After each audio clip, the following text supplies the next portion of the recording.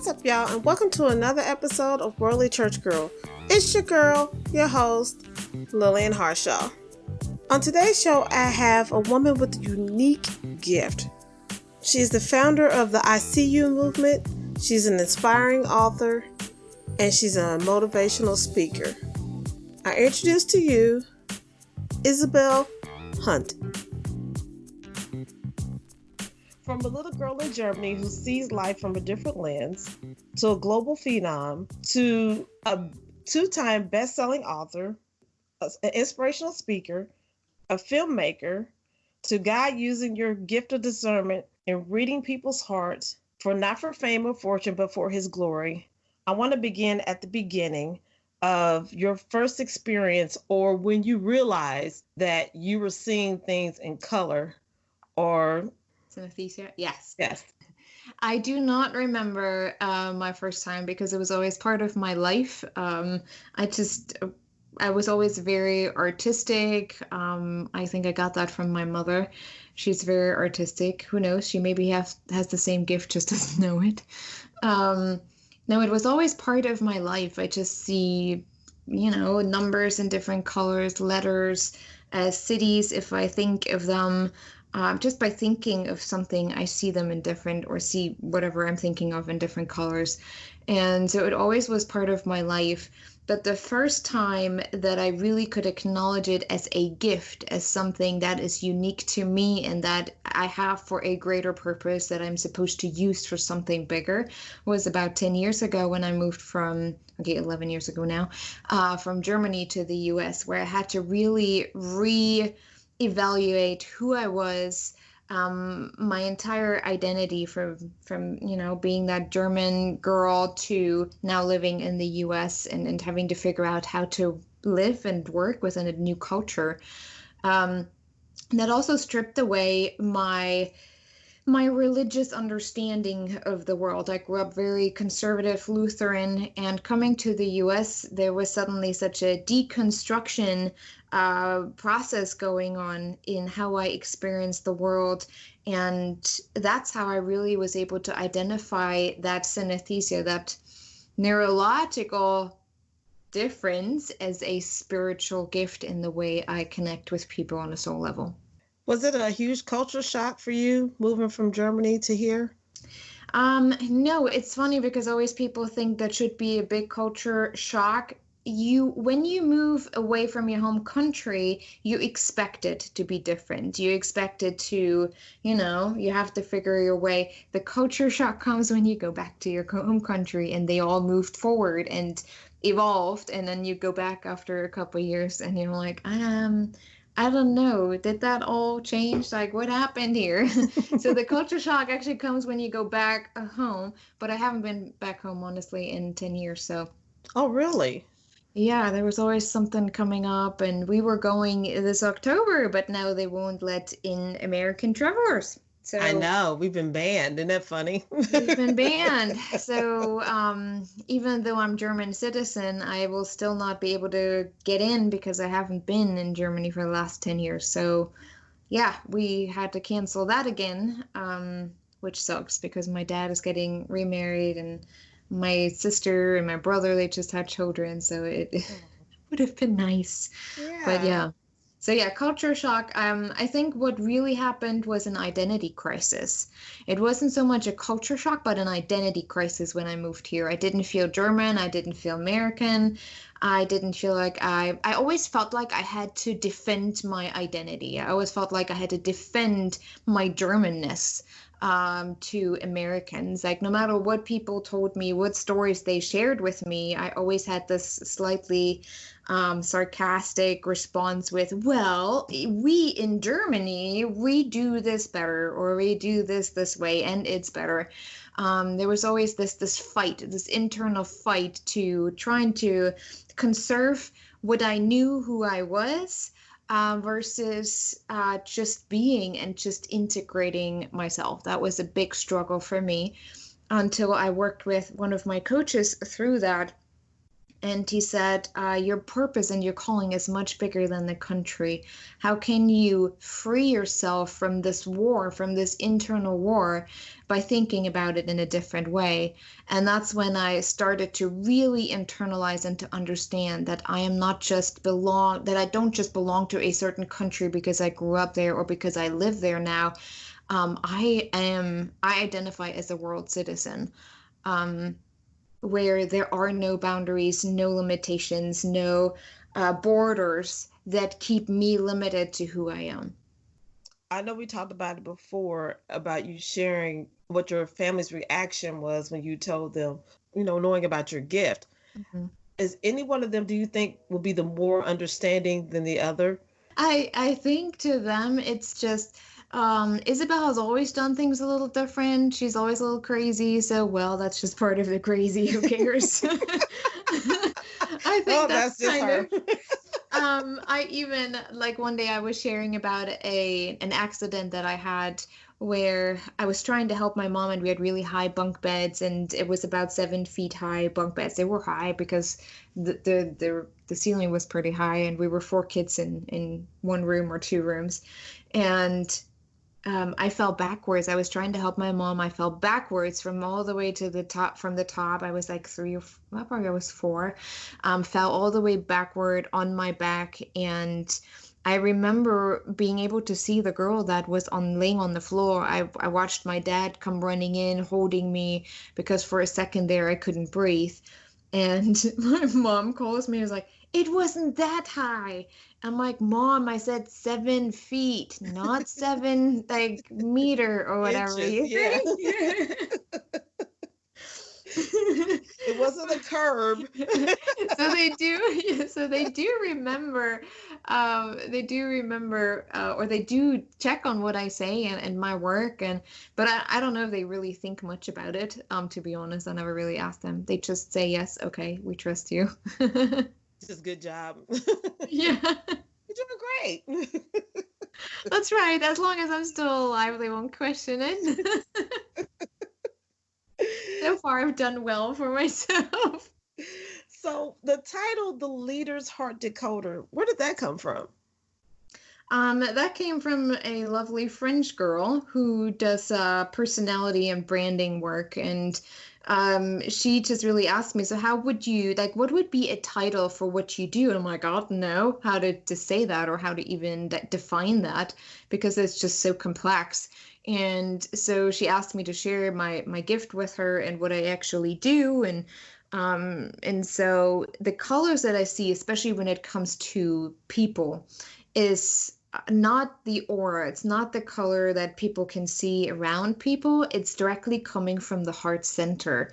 And the heart center is the gateway, the connection to our soul and guided through our or by our emotions, by our emotional world, if we do understand their actual messages. So the color that I see around the heart center of people changes according to their emotional state, whatever they're experiencing in the moment, or what their soul is trying to help them understand. But for whatever reason, consciously, they can't just fathom it or just not receiving the message. And so I told her that, and she's like, well, you're decoding the hearts of people. And by them really understanding how their heart is communicating with them and the depth of their intuition, you are enforcing the leader within them. I'm like, well, yeah, that sounds good. And that's how she came up with the leader's heart decoder term. Like, I really like that. Really resonates. I love it. I'll use it. So I've been using it for the last, I think, 3 years or so. Now, you also started a beautiful movement called hashtag I See You movement. Can you Yes. share what that's about? That goes very much hand in hand with my gift, where I really just want to encourage people to connect more on a soul level. That doesn't mean that we cannot see or acknowledge challenges that people experience, but more so focusing on the individual rather than the label or the box. I'm a sociologist, so I got my knowledge from statistics and empirical studies. But when I finished my studies, I mean, I love human behavior and psychology. I've gotten into that ever since I was 12. That's when my dad was getting his degree in social work, so I just studied with him, kind of.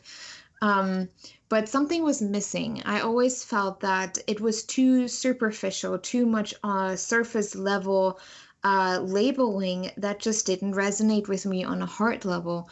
And over the last years in particular, I realized how much we believe from a scientific perspective that is really helpful, that helps us understand each other better, and it helps us to find better solutions if we create categories and labels and, do all those research, when in reality, it's actually dividing us a great deal. And I just didn't, I just, especially coming to a new country, you have people that are totally different in their thinking and their traditions and their culture. And I just really wanted to understand how can we connect with each other beyond those cultural barriers that we have created because of labels, because of history, because of generational trauma and childhood trauma as well. And that's how that movement came to be, where I really wanted to invite people to really see each other. And seeing is probably not just like with that really truly seeing comes hearing, listening. Just listen to people. You don't have to diminish their experience just because it doesn't align with yours or just because it doesn't match what you experience from your perspective. Just simply be with people, see them, acknowledge what they go through, and allow them the space to be seen. And that's another challenge because a lot of people say, well, I just want to be seen. But really, if we're really honest, most people just want the attention of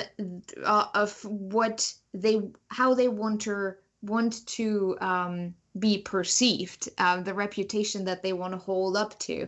But the minute really someone sees them and asks the deeper questions, that when usually people shut down, like, well, not that deep, not that deep.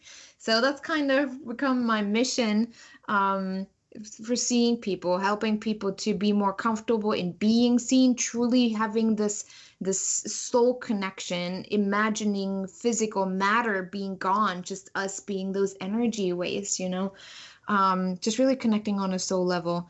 But then again, taking the time to do that. So there's those two sides of it.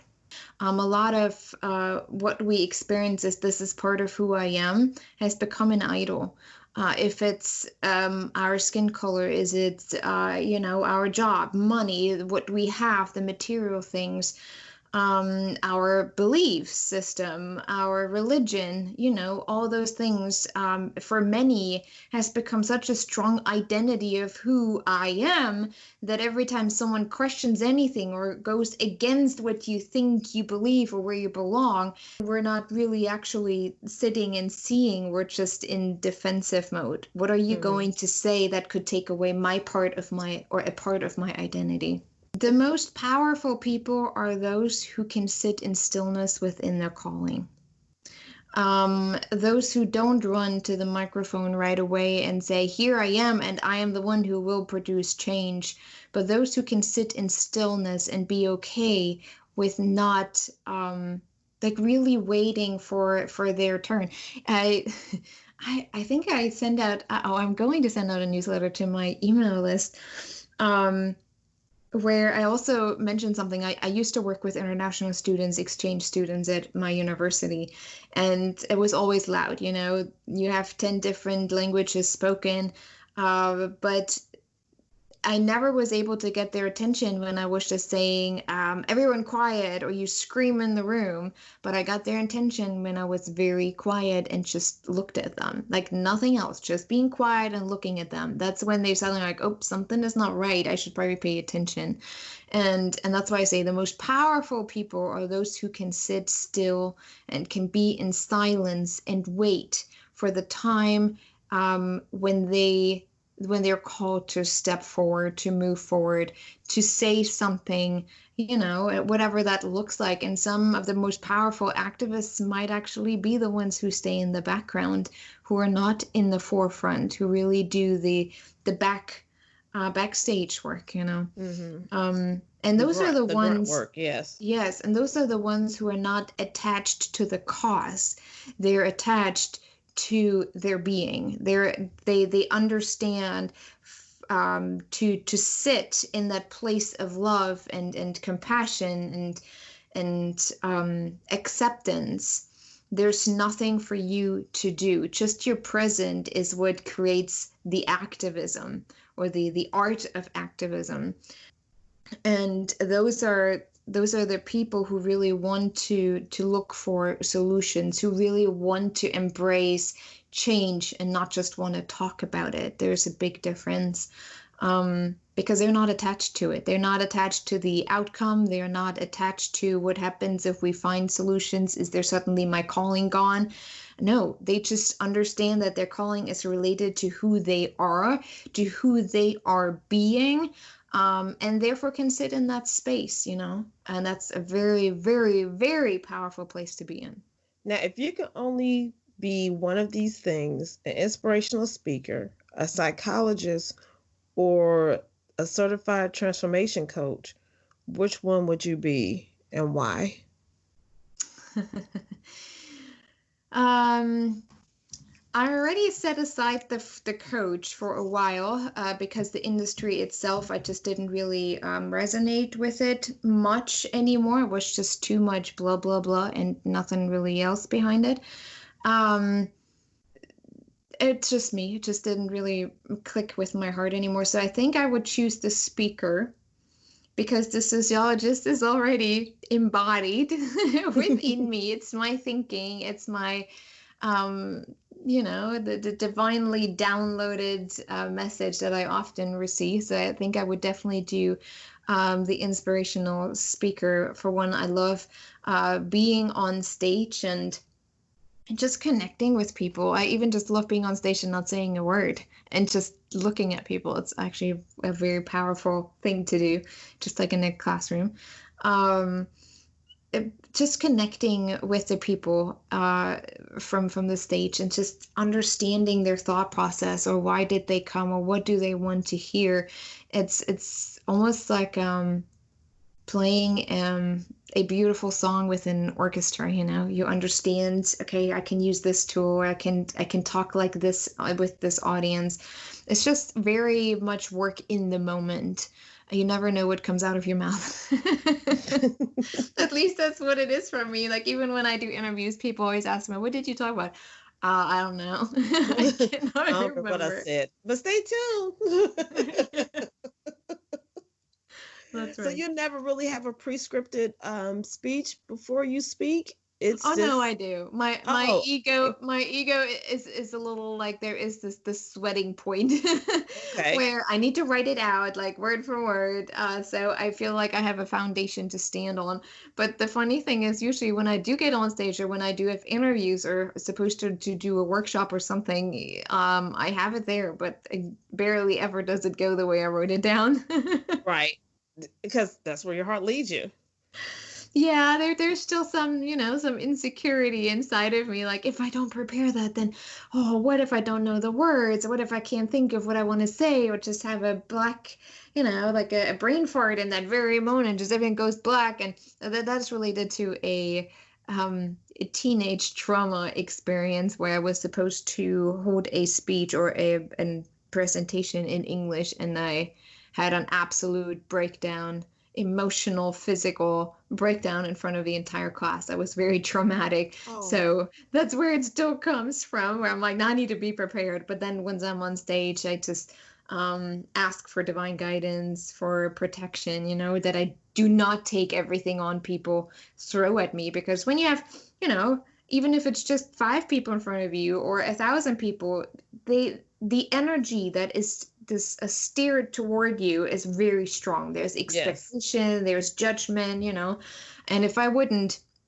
protect myself energetically and emotionally and just really do my work before I go on stage, I would have a brain fart. I would not know what to say because my brain would be so overstimulated that it just shuts down into an anxiety attack. And so, but yeah, so in the moment, I just I just go on stage and I'm just present, and then I get off, and yeah. So tell me about your book that you've written. Well, your several of the books that you've written. Well, I actually wrote just one. The other one was co-authored with a couple different authors. But the one that I wrote that is dear to my heart is called The Power of Faith-Driven Success. I wrote that 5 years ago. Um, I just 5 years. My son was turning 2 that year, and for some reason, I always felt like, what if something were to happen to me? Would he know how I want him to see the world, how I want him to experience people or know himself? And that was kind of the pushing point for me to write something. But then I sat here and I didn't know what to write and what angle to look at it from that perspective. And so there was a time where I wanted to give up. It's actually a beautiful story. I'll share it real quick. I started writing, and halfway through, it just didn't click. I'm like, yeah, I don't think I want to write a book. This is just too dragging. It doesn't feel right. I think I'm Mm-hmm. missing something. And so one morning, I usually got up at 3 to write because, well, if your child is still, when your child is still that young, it wants a lot of attention Right. during the day. So I got downstairs. It was a Saturday morning, and my husband was making breakfast with my son sitting at the table. And I said, okay, I'm not going to write this book. I don't think it's worth it. It takes too much time to what to write. And he's like, really? Are you sure you put so much work into it? I'm like, yeah, no, it's not going to work. It's not going to be anything good. And while we were sitting there and trying to eat, my son pointed outside on the patio, and he's like, look, mommy. And we both looked at each other, and my husband looks at me and is like, did you just feel that? I'm like, yeah. And we both looked outside, and they were sitting 3 hawks on the railing, 3. And you don't really see them in a pack ever, No. especially not in a suburban neighborhood. Like we have a lot of neighbors, so it's not Mm-hmm. like we're close to any big fields. Um, but suddenly I felt like I had this incredible download of information and knowledge and just things that I wanted to write. And so I said, okay, I think for some reason they came to give me a message, because I believe everything is connected, nature, animals, and everything can be in one way or another an inspiration, something that helps you to understand a certain message and what you're supposed to share or who you are, you know. And I sat back down writing the book, and for 2 weeks, all 3 of them stayed outside on our willow tree, flying around every day. They showed up in front of my work on my office window. And once I was done with it and sent it to my editor, they were also gone. And ever since, I usually have like one come every time I feel like I need to make a decision or something big is happening, like with the documentary. That's when one shows up again. So Wow, that's pretty that's powerful. that's how I wrote the book. That's how it came to Wow. be. I mean, Where? 5 years later, I learned so much where I think like maybe I should do an edited version, but then I keep hearing, nope, leave that, because the people who need to hear it are at the level that you were at 5 years ago when you wrote it, so they understand it. So I'll leave it. My son actually, he's 6 now, and he started reading it. So Oh, I know he always loves being part of my work. He that's good. Your always biggest wants to. fan. That's Yeah. good. So you just mentioned your documentary. So what was your inspiration for that? The documentary is called The Power of Connection. Change the World by Changing Your Perception. It came about, well, the inspiration was frustration. By the end of last year or mid last year, I was just so frustrated in my work and my business. Nothing really felt aligned. I just want to do something different. I felt like I was just talking against walls, and nothing really seemed to stick that much, even though I have been in business for the last 8, 9, 10 years actually. And it just, nothing felt right. I felt like I had to just scrap everything and just quit. And one night, my husband said, but you have all that content, all the speeches, you need to do something with them. I'm like, well, yeah, but what? I mean, I don't know what to. I'm tired of waiting for permission from other people to share it on the stage. And he's like, well, you don't have to. What if you turn it into a documentary? And I looked at him like, yeah, right, because I have so much film experience. It's great. Like, I mean, great idea, but for one, I don't have the budget, and second, I don't even know how that would look like. And I didn't quite toss away the idea. I fell asleep, and then the next morning I meditated, and suddenly I had this entire script in front of me. I was like, oh my, I need to get to writing. And I started writing it out, and it was a combination of a couple different speeches that I had written over the last years that suddenly became one story. Just like that, it became one story. And so 2 days later, I posted it on Facebook. I said, I had this really stupid and crazy idea. I don't know how this is going to work out, but I want to do this documentary about this topic. It's supposed to be called this, and this is basically the story.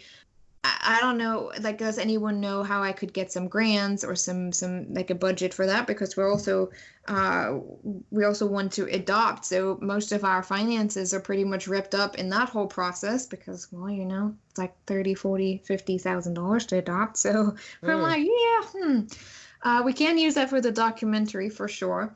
But my husband was behind me, and really just saying, just do it, figure it out. And well, it wasn't even a week, and I had people reach out saying, hey, I know someone who might be able to help you with the filming. And I reached out to him, and he's like, oh my gosh, I was just praying that God will show me some passion project that I can do. And Wow. he's been doing that for 30 years. Then, I was connected with someone else who's done script writing for many years. And she's like, hey, if you need help with that, let me know. And I'm like, oh my gosh, this is really going to happen.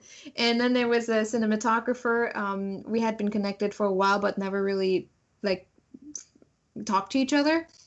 And he's like, hey, I've done that. I've done a couple documentaries. I love what you were up to. I would love to be part of that. And I'm like, yeah, I can't pay them, so I wouldn't even respond to it. I mean, he's been doing that for a couple of years. And the Right. cinematographer cost you quite some money. But Mm-hmm.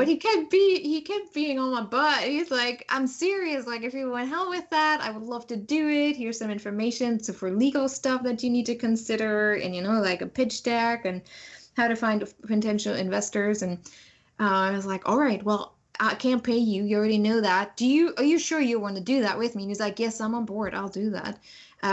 Over the last year, we're up to 8 people now with two videographers, cinematographer, scriptwriter, actually two scriptwriters, and assistant editor and animator.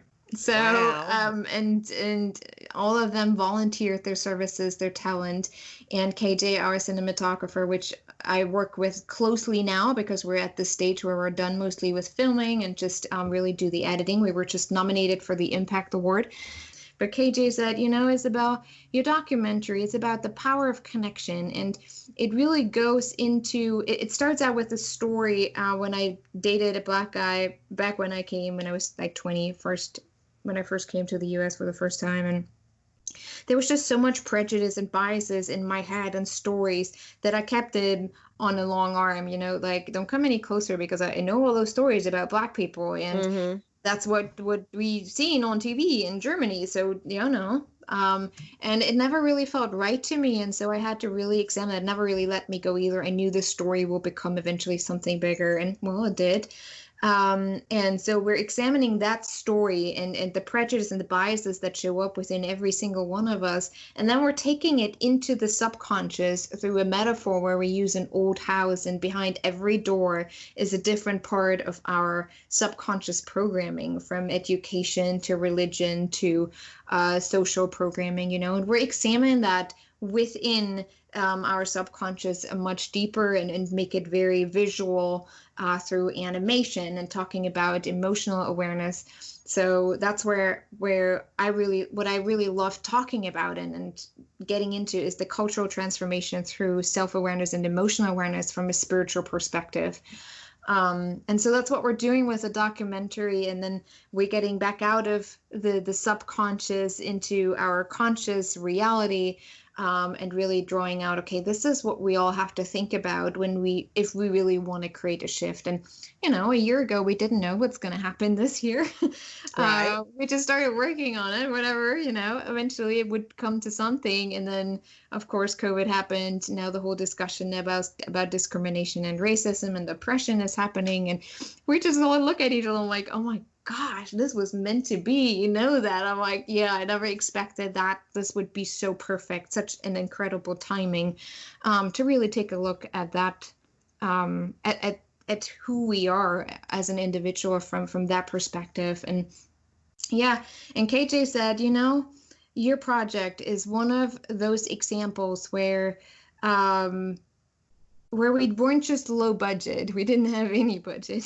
Mm-hmm. But something so beautiful is coming to reality, into reality. It's just such a beautiful example where talented people come together for a greater good, for something bigger than themselves, where there's nothing in it for them, where they know they won't make millions with that, at least not now. Maybe you don't know how it will all unfold. Maybe God is saying, well, now I'm going to bless you and now you can pay them. That would be Right. really great.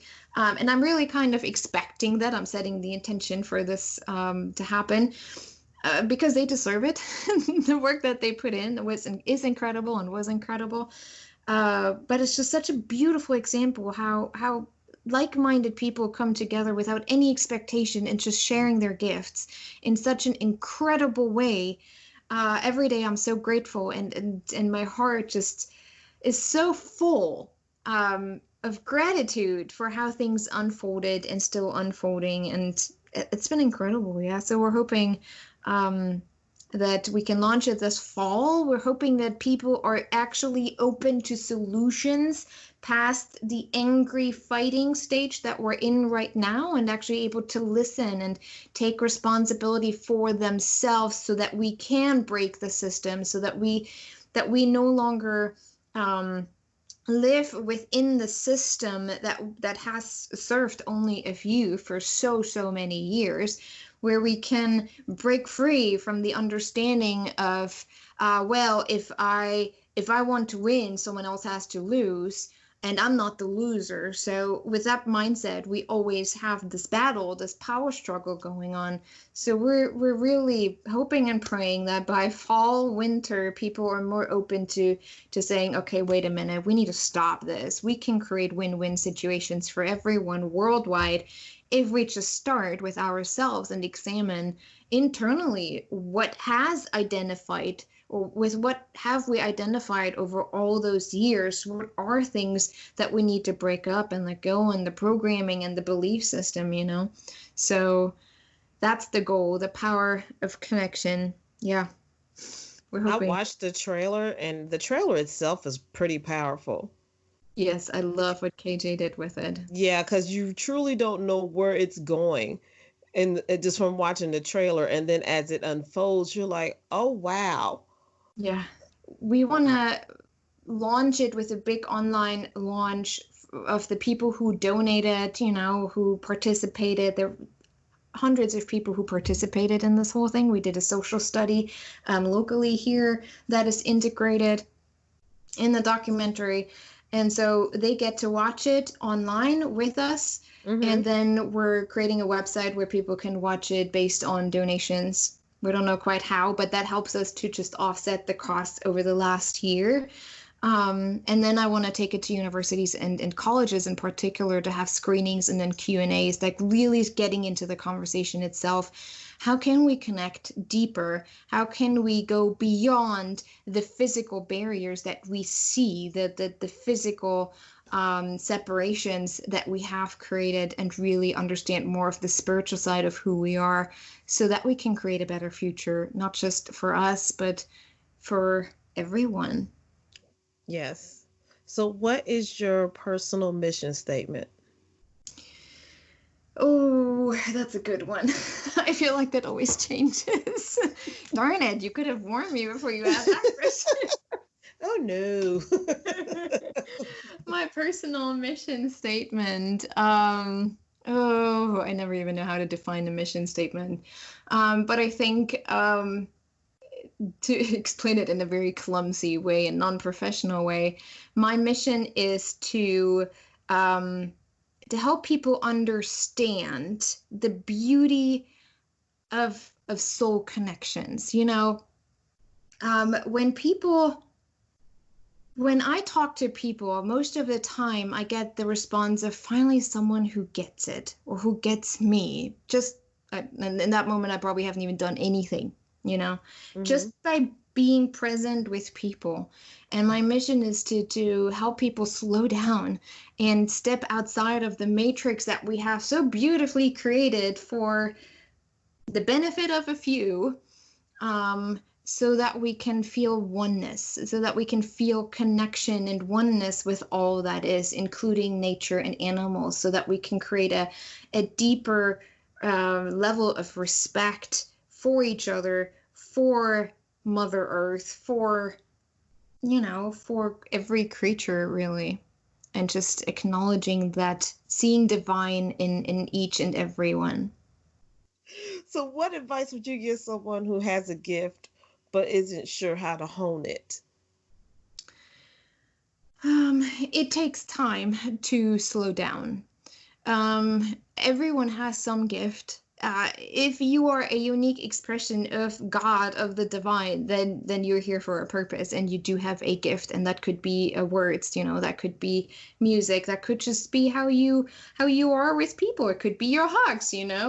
They might be like really special. People might really feel that. It could be healing, gift. There's so many different gifts. And I think the first thing I always say to people is start meditating. Start out with 15 minutes at least a day. And after the first week, you go into an hour of meditation a day if you do it before you go to bed. And just ask, like, really get to a state where you can just be almost like you're suddenly shot into space and there you are. There is space of nothing. You're just floating. And then you ask the question, God, divine, what am I supposed to do with that purpose, with that gift that I feel I have? How can I develop it?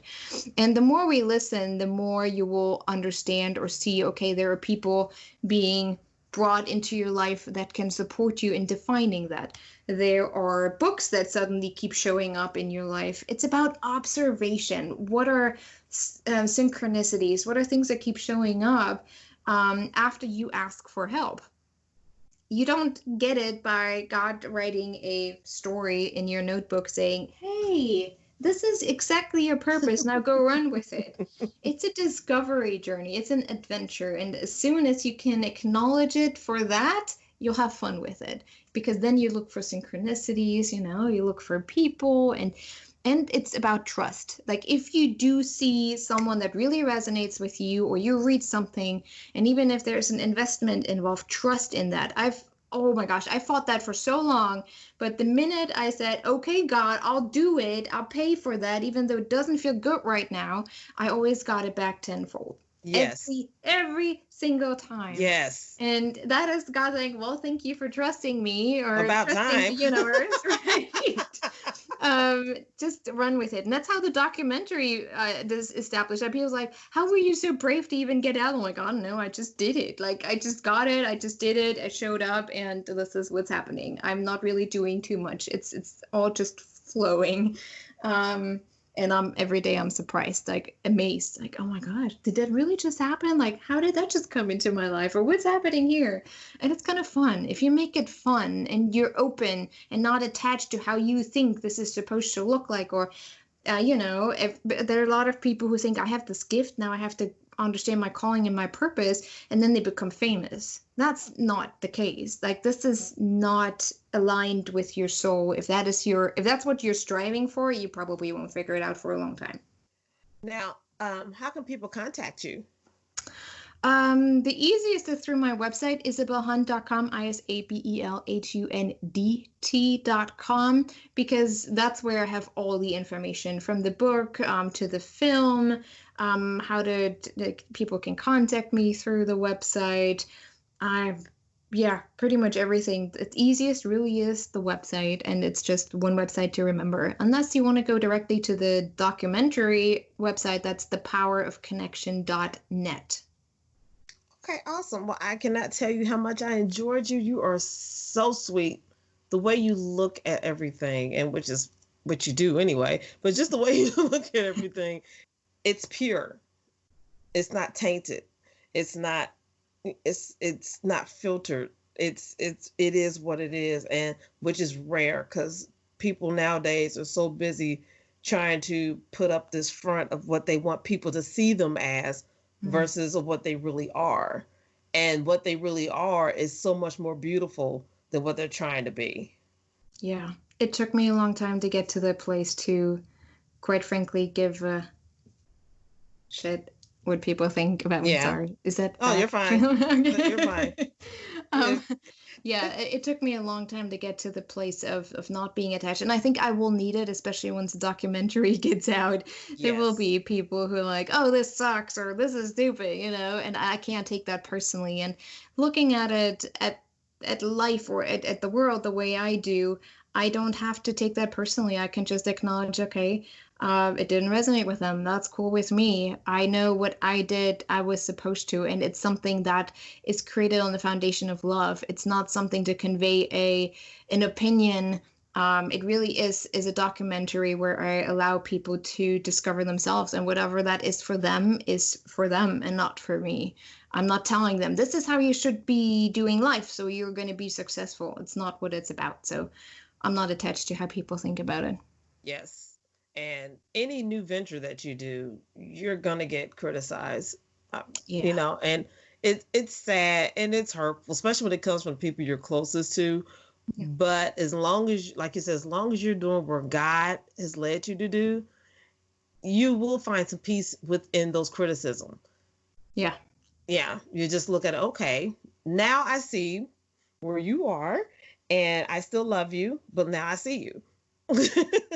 Yes, exactly. And interestingly enough, like even if you look at my Facebook profile, when I have some controversial topics, most people are very respectful. I think people know not to mess with me. It's like, I'm better not messing with her. I'm gonna be all nice.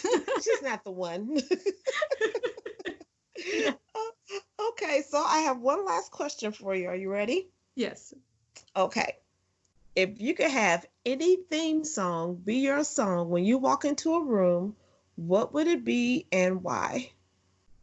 Um, I don't listen to radio and I don't listen to like normal music, I guess. If I were to walk into a room, I want this like epic, heroic kind of a soundtrack music playing. Okay. That's what I want because um I'm I'm a warrior. Like the spirit of a warrior is very present in me, and yeah, I would like to walk in like that. You want a Marvel theme song There we when you go. walk into a room. Yes. I got it. Well, thank you so much again. I really appreciate it. I know you have a busy schedule ahead of you, so I'm not going to hold you up too long. Thank you so much, Remy. This was really a great conversation. Thank I you. It's great. Thank you, Isabel, for being on my show. You truly have the sweetest heart. Thank you for sharing your gift with the world. And if you would like to be a worldly church girl, click the link below, shoot me an email, and let's see what we can do with that thing. And you need to subscribe. I keep saying this week after week. You keep listening, but you're not subscribing. Hit that subscription button, and you'll never miss another episode. And as always, thanks for joining your one and only worldly church girl.